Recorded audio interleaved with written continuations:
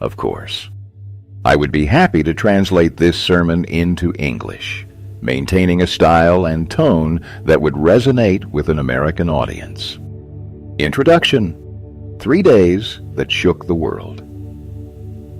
Good evening, my dear friends from all over the world, and welcome back.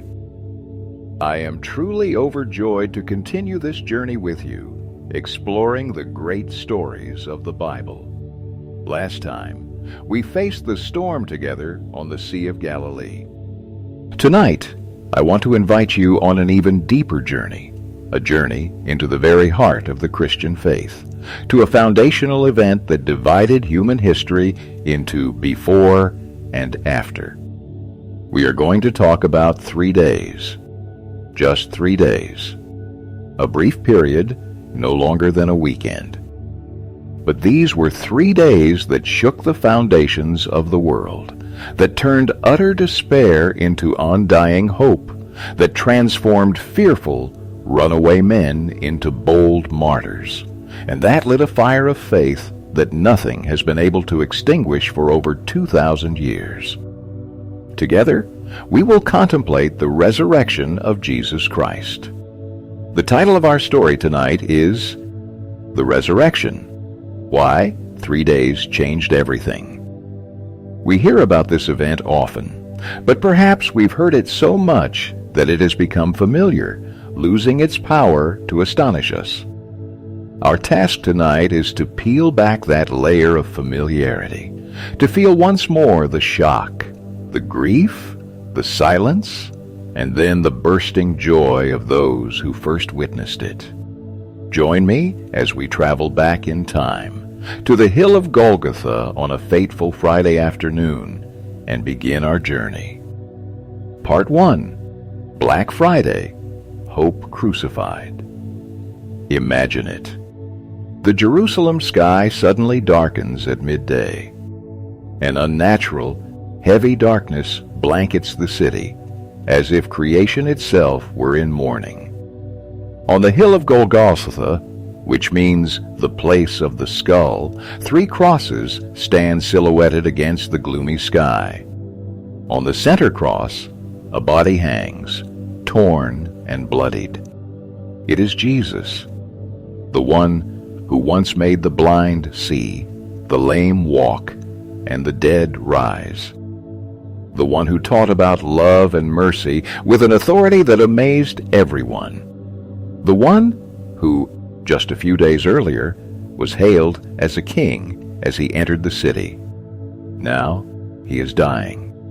Dying the most shameful death the Roman Empire reserved for criminals and rebels.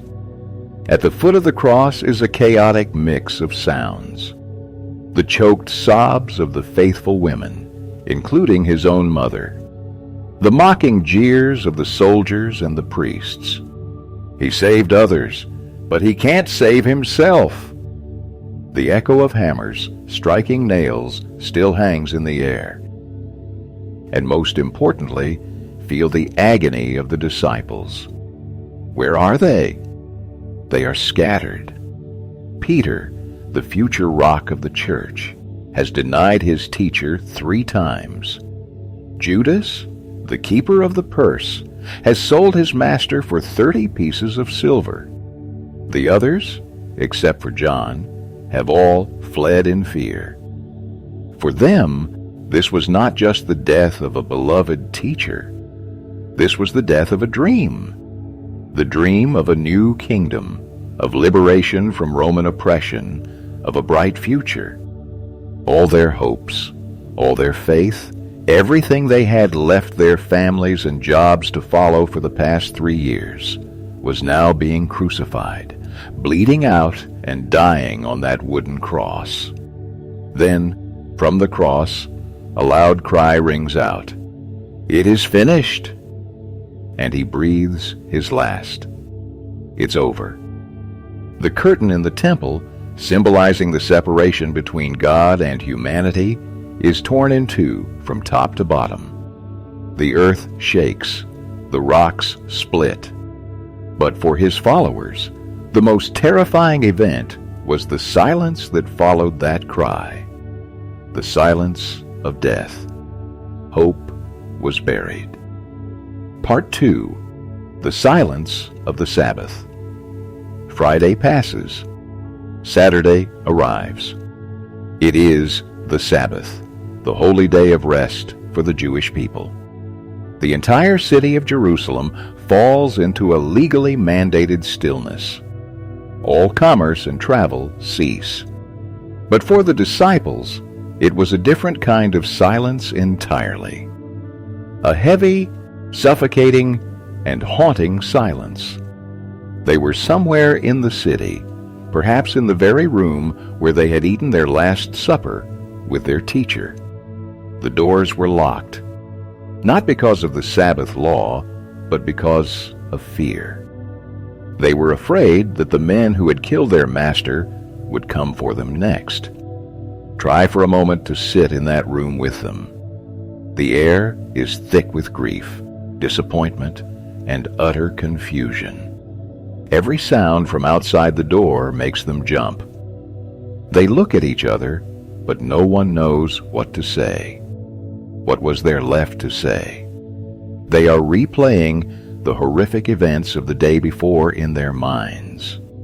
The teacher's face, the sound of the hammers, the mockery, the blood. They couldn't understand it. Why? Why would someone so powerful allow this to happen? Where were his promises now? The promise of the kingdom. The promise that he would always be with them? This was the day of doubt. The day when God himself seemed silent. The heavens did not answer. The prophecies seemed to have failed. Their prayers felt like they were hitting a bronze wall. Saturday was the abyss between the promise and the fulfillment. And in each of our lives, we have our own Saturdays. Days when tragedy strikes and God seems very far away. Days when our faith is tested to its absolute limit and all we can feel is the silence. This story tells us that God understands those Saturdays.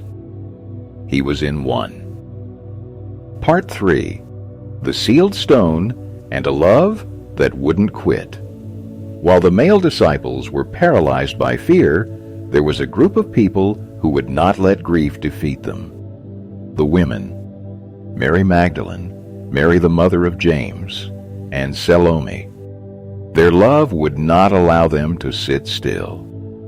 Their love was concrete and practical.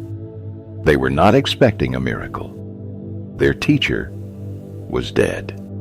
The last thing they could do, as a final act of love and respect, was to anoint his body with spices according to Jewish custom. Early on Sunday morning, while it was still dark, they prepared their spices and set out for the tomb.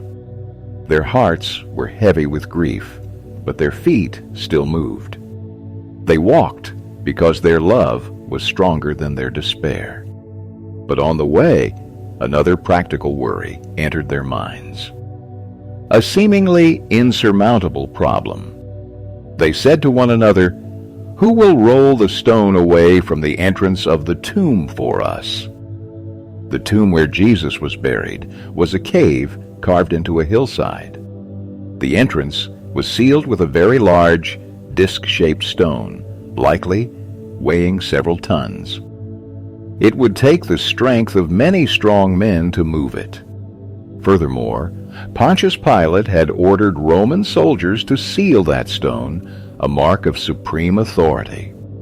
To break that seal was to defy the entire Roman Empire. That stone was a symbol. It was a symbol of the finality of death. It was a symbol of the power of the world. It was a symbol of every seemingly impossible obstacle in our own lives. Who will roll the stone away for us? It is the cry of helplessness, of despair in the face of a reality that is too harsh. They had love, they had devotion, but they did not have the strength. Part 4. The dawn of the first day, the empty tomb. The women continued on their way, carrying that unanswered question. And when they arrived, as the first rays of dawn touched the hillside, they couldn't believe their eyes. The stone had been rolled away. The entrance to the tomb was wide open. Their initial amazement was quickly replaced by a new fear. Their first reaction was not, "He is risen." It was, "They have stolen the teacher's body." It's a very human reaction. Our minds, like theirs, often grasp for rational, even painful, explanations before daring to believe in a miracle. They cautiously peered inside, and they saw an even more astonishing sight. There was no body, only the linen cloths lying there neatly. The burial cloth that had been around Jesus' head was not lying with the linen, but was folded up neatly by itself. This is a critically important detail. A grave robber would never take the time to unwrap a body and fold the cloths. They would take the body and the cloths together. This neatness indicated a deliberate, calm, and powerful departure. Not an escape, but a victory. The empty tomb is not, in itself, proof of the resurrection, but it is the first invitation to believe. It is the greatest question history has ever posed. Where is Jesus? The empty tomb is the first page of a new chapter, a chapter about a hope that cannot be buried. And then they saw an angel, his appearance like lightning, and his clothes white as snow. And the angel spoke the words that would echo for all eternity. "Do not be afraid, for I know that you are looking for Jesus, who was crucified. He is not here. He has risen, just as he said." Part 5. Woman, why are you crying? The first encounter. Let's focus on one character, Mary Magdalene. After seeing the empty tomb, she ran to tell Peter and John. They ran to the tomb, saw and believed, then went back to their homes. But Mary, she stayed. She stood outside the tomb, weeping. Her grief was overwhelming. Even the chance to care for her teacher's body had been taken from her. Through her blurring tears, she stooped to look into the tomb one more time. And then she heard a voice from behind her. "Woman, why are you crying? Who is it you are looking for?" She thought it was the gardener. Still weeping, she said, "Sir, if you have carried him away, tell me where you have put him, and I will get him." She just wanted to find his body. And then the gardener spoke only a single word, a word that changed everything. "Mary?" It was his voice. He called her by name. The familiar voice, full of love. The voice that had once cast 7 demons out of her and given her a new life. In that instant, Mary's world turned upside down. The fog of her grief lifted. The brilliant truth shone into her soul like the sun. It wasn't the gardener. It was the teacher. It was Jesus. He was alive. She turned toward him, crying out, "Rabboni!" which means teacher. Her joy must have been so great that no words could ever describe it. The resurrection did not begin with a theological discourse. It began with a personal encounter. It began when the risen Lord called her by her name. And that is the moment when the deepest sorrow turns into the greatest joy. Part 6. The 2 disciples on the road to Emmaus, burning hearts. News of the empty tomb and the women's testimony spread. But the disciples were still skeptical. The news was too good to be true. That same afternoon, 2 disciples, one of whom was named Cleopas, were on their way from Jerusalem to a village called Emmaus. They walked and talked together, their faces downcast with sadness. They were leaving the place where their hopes had died. Suddenly, a stranger joined them. The stranger asked what they were discussing so sadly. They were astonished. "Are you the only one visiting Jerusalem who does not know the things that have happened there in these days?" And they began to tell their story, the story of Jesus of Nazareth, a great prophet, the one they had hoped would redeem Israel, but who was ultimately crucified. They also told of the women's report of the empty tomb, but their voices were filled with doubt. The stranger, who was Jesus unrecognized by them, began to speak. He did not rebuke their sadness. He began to explain to them, beginning with Moses and all the prophets. He explained to them what was said in all the scriptures concerning himself, that the Messiah had to suffer these things and then enter his glory. As they listened, something miraculous happened in their hearts. They didn't recognize him with their eyes, but they recognized him with their hearts. Years later, they would recall, "Were not our hearts burning within us while he talked with us on the road and opened the scriptures to us?" When they reached Emmaus, they urged the stranger to stay for a meal. And in the familiar act of taking bread, giving thanks, breaking it, and giving it to them, their eyes were opened. They recognized him, and in that moment he disappeared from their sight. They were no longer tired. They got up at once and returned to Jerusalem that very night to share the good news. The Lord has risen indeed. He is recognized through his word and in the fellowship of breaking bread.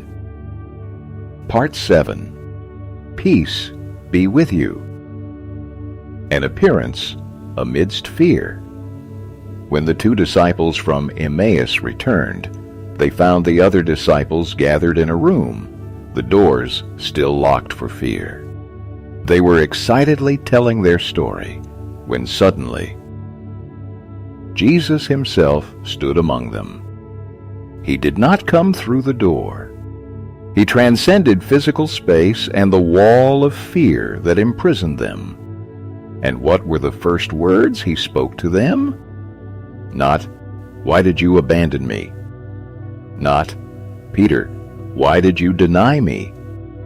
The first words he spoke were, "Peace be with you." This is the gift of the resurrection. Peace. Shalom in Hebrew. It doesn't just mean the absence of conflict. It means wholeness, healing, harmony with God and with one another. He brought his peace and placed it right in the middle of their fear. They were startled and frightened, thinking they saw a ghost. But he said, "Look at my hands and my feet. It is I myself. Touch me and see. A ghost does not have flesh and bones. As you see, I have." He showed them his wounds, the nail marks in his hands, the spear wound in his side. These wounds are incredibly important. He did not return with a perfect, unblemished body. He returned with the scars of his sacrifice. Those scars proved that he was indeed the one who was crucified, and that he had conquered death. The wounds were no longer symbols of defeat, but had become symbols of redeeming love and glorious victory. Part 8. Thomas, from doubt to the great confession. However, one man was not there that evening. Thomas, whom we often call Doubting Thomas. When the other disciples told him, "We have seen the Lord," he replied bluntly. "Unless I see the nail marks in his hands and put my finger where the nails were, and put my hand into his side, I will not believe." Thomas was not an atheist. He was a man with a broken heart who didn't dare to hope again only to be disappointed. He represents the rational, scientific, and empirical part in all of us. He needed concrete evidence, and Jesus loves that part of us too. A week later, the disciples were together again, and this time Thomas was with them. The doors were still locked, and once again Jesus appeared and said, "Peace be with you." Then he turned to Thomas. He did not scold him. He invited his very doubt. "Put your finger here. See my hands. Reach out your hand and put it into my side. Stop doubting and believe." Jesus met Thomas's doubt with the very evidence he demanded. His love is big enough to stoop down and meet us right where we are in our skepticism. Faced with such a love, Thomas's doubt melted away. He didn't need to touch anymore. The presence of the risen Lord was more than enough. He uttered the greatest and highest confession of faith in all the Gospels: "My Lord and my God." From the most skeptical, he became the first to directly proclaim Jesus as God. And then Jesus bestowed a blessing on all of us, the later generations. "Because you have seen me, you have believed. Blessed are those who have not seen and yet have believed." Part 9. The eternal meaning. The transformation begins. So why did these 3 days change the world? Look at the transformation of the disciples. From a scattered, terrified group hiding behind locked doors, they became courageous messengers, proclaiming the resurrected Christ everywhere, ready to face persecution, imprisonment, and even death. What could cause such a 180-degree change? A lie? A mass hallucination? No. Only a true, real encounter with the risen Christ could produce such an extraordinary transformation. The resurrection is not just an event of Jesus coming back to life. It is the final and most powerful validation of everything he claimed. It proves that he is truly the Son of God. It is God's victory over humanity's greatest enemy, death. Death is no longer the end, but merely a doorway to eternal life. The grave is no longer a prison, but a transit station. It brings us forgiveness. If Black Friday was the day our sin debt was paid by the blood of Jesus, then Easter Sunday morning is the day we receive the receipt confirming that the debt has been paid in full. It gives meaning to our suffering. The story doesn't end on Friday. Friday is just one part of a larger story, a story that always ends with Sunday morning.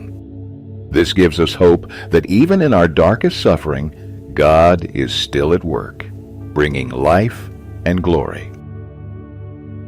Part 10. Your Own Stone. We have walked through the 3 fateful days: the Friday of pain, the Saturday of silence, and the Sunday of resurrection. The story does not just stop there. It is a story that continues. The resurrection is not an event for us to just passively commemorate. It is a power that is at work. The same power that raised Jesus from the dead is the same power God promises to those who believe in him to help us live a new life. The resurrection transformed weeping women into the first evangelists. It transformed fearful disciples into church builders. It transformed Thomas's doubt into worship. And that same power can transform your life and mine today. It can turn our fear into peace, our sorrow into joy, our weakness into strength, and our despair into a living hope.